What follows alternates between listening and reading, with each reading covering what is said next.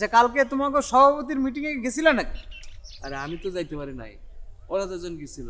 আমার হুট করে একটা জরুরি কাজ এসে গেল, এর লাগে আমি গেছিলাম গঞ্জ। সভাপতির বন্ধু টুলু তাই মিটিংয়ে গেল না, আর আমার একটা বন্ধু মাহমুদ সুসুর করে চলে গেছে।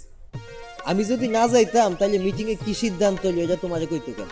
তা মিটিংয়ে কি ফয়সালা হইলো?